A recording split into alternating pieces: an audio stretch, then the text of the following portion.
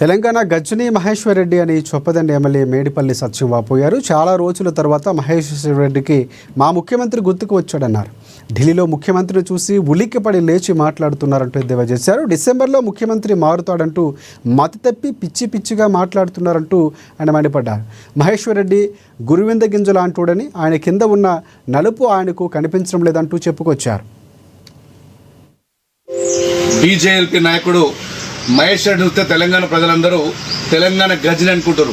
ఎప్పుడో 3 నెలలకోసారో 6 నెలలకోసారో మా ముఖ్యమంత్రి గారు గుర్తుకొచ్చి ఏవో పిచ్చి పిచ్చి కూతలు కూస్తాడు. ఈ డిసెంబర్ కల్లా ముఖ్యమంత్రి మారుతాడని చెప్పి మహేశ్వర్ రెడ్డి అంటాడు. మహేశ్వర్ రెడ్డి గుర్తుపెట్టుకో, ఇంకా 10 డిసెంబర్లు వచ్చినా ముఖ్యమంత్రి రేవంత్ రెడ్డి ఉంటాడు. పిచ్చి పిచ్చి కూతలు బంద్ చేయి. ఢిల్లీలో మీ పీఠం కదిలిస్తుండు రేవంత్ రెడ్డి గారు, అది గుర్తుపెట్టుకో. నిన్న ఢిల్లీలో చెప్పిండు, నరేంద్ర మోడీని 150 సీట్లకే పరిమితం చేసి, భారతీయ జనతా పార్టీని 150 సీట్లకే పరిమితం చేసి, వచ్చే ఎన్నికల్లో రాహుల్ గాంధీని ప్రధానమంత్రి చేయడమే ముఖ్యమంత్రి రేవంత్ రెడ్డి లక్ష్యంగా పోతున్నాడు. మహేశ్వర్ రెడ్డి, నువ్వు ఫస్ట్ నీ గురువింద గింజలు అంటువి నువ్వు చూసుకో. 8 మంది ఎమ్మెల్యేలు ఉన్నారు, 8 మంది ఎంపీలు ఉన్నారు. మీ పార్టీలు ఎన్ని గ్రూపులు ఉన్నాయి? ఒక ఎమ్మెల్యేకు ఇంకో ఎమ్మెల్యేకు, ఒక ఎంపీకి సఖ్యత లేని మీరా మాట్లాడేది? స్థానిక సంస్థల ఎన్నికలు చూసుకుందాం. 10 జడ్పీటీసీలు కూడా గెలవాలి రాష్ట్రంలో.